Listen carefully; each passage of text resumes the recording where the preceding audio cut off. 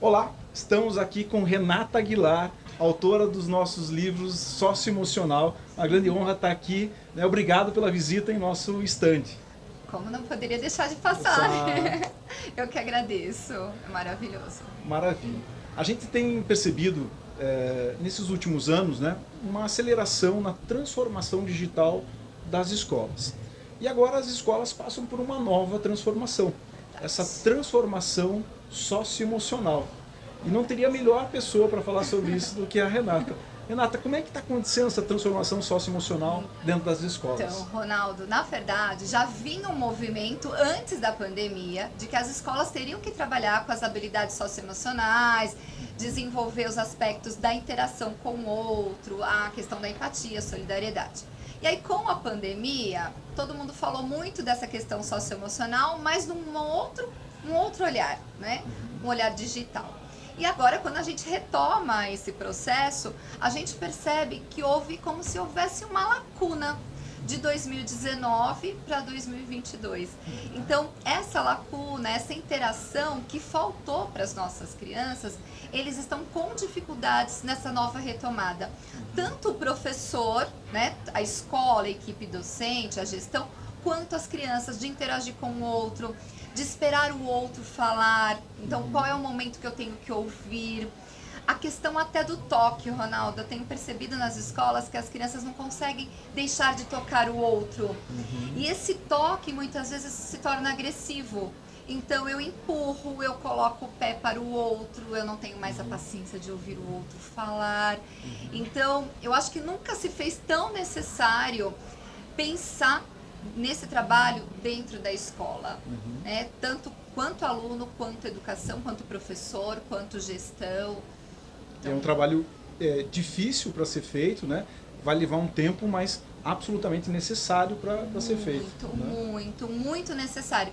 E por mais que as pessoas falam e assim, é fácil trabalhar, não é fácil, mas a gente tem estratégias. Olha, Então assim, não tem uma receita, mas tem estratégias. Que legal. Então tem estratégias que nós podemos agir dentro da sala de aula, quanto educador, quanto professor, para trazer essa criança, para trabalhar a valorização da escuta, tanto do professor quanto do aluno, porque acho que está todo mundo no mesmo pacote. Sim. Então, essas estratégias são muito importantes. Sim, planejar tudo isso, pensar nessas estratégias é fundamental. E também quem precisa passar por uma transformação talvez socioemocional, né, é o professor. Né? Ele precisa entender o que precisa ser feito com esse aluno. Né? E o que a gente poderia falar para esse professor? Né? Como é que ele pode passar por isso, né? o passar por essa transformação socioemocional na escola? Primeira coisa, ele tem que se capacitar. Não tem outra. Porque assim, esse professor também passou por uma fragilidade emocional. Ele dava aula presencial e aí ele teve que se adequar a um trabalho remoto. Ele não conhecia a plataforma, ele teve que assistir tutorial, ele teve que aprender. A casa dele virou escola. Então nós estamos vendo professores, né? Víamos professores com lousa atrás, né? A mesa da cozinha tirou o quadro e pôs a lousa.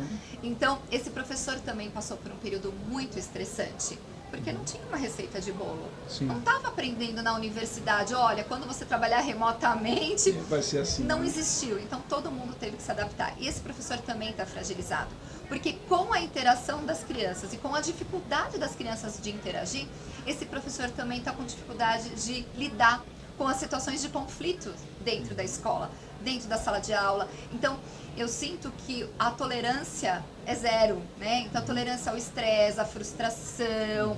E às vezes o professor, ele quer que aquele aluno escute e dê conta do acadêmico, mas ele não está bem emocionalmente. Então, o acadêmico só vai vir em segundo plano se eu trabalhar o emocional. Maravilha. Eu queria que você falasse agora um pouquinho sobre os livros que você escreveu aqui para o Super Cérebro, né? Como é que é essa composição, como é que você criou, idealizou todos esses livros? Nossa, sim, eu vou falar com muito coração, porque foi um material, quando eu recebi a proposta, estávamos iniciando o processo de pandemia. Então, algo que, na minha cabeça, acho que todo mundo, nós achamos que isso seria breve e que logo retomaríamos.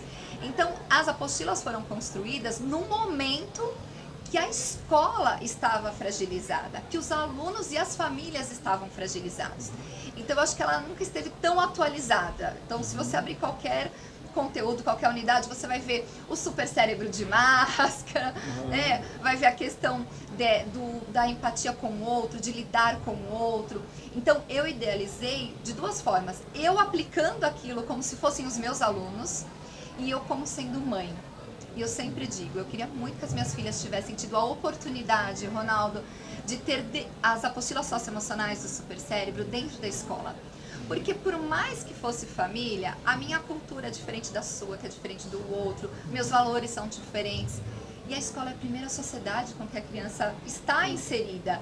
Então eu falo, eu gostaria muito que elas tivessem tido essa oportunidade. Então eu construí com um momento de levantamento de hipóteses, onde esse professor pode escutar, vai ter um momento ali parado, para vamos escutar esse aluno, vamos ver o que ele já sabe daquele conteúdo. Aí tem uma ampliação, então ela é dividida por etapas. Então, desde o levantamento de hipóteses até uma ampliação de repertório. Então, eu trago repertório não apenas socioemocional, mas também de cultura, música, poesias, histórias, porque isso faz também, neurociência entra um pouquinho, né? Sim. Entra muito. Então, aí traz esse engajamento. Depois de todo esse trabalho, é feito um momento de grupo, onde eu passo a escutar o outro, onde a minha opinião prevalece desde que a do outro também prevaleça. E termina muito com uma autoavaliação, todas, desde a educação infantil até o ensino médio. O aluno se autoavaliar, como é que ele participou, como é que ele interagiu, se ele sabe trabalhar em equipe, porque hoje a gente fala tanto de trabalho em equipe, mas eu sei trabalhar em equipe, ou simplesmente eu faço e os outros não fazem, não dou opinião, não deixo dar opinião.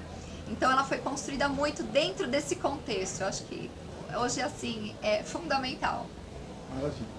A gente esteve aqui então com a Renata Aguilar, autora dos nossos livros Socioemocional, né? Uma grande honra estar aqui conversando com você. Obrigada. Né? E muito obrigado pela entrevista. E eu que agradeço e sucesso aí para todos. Obrigado.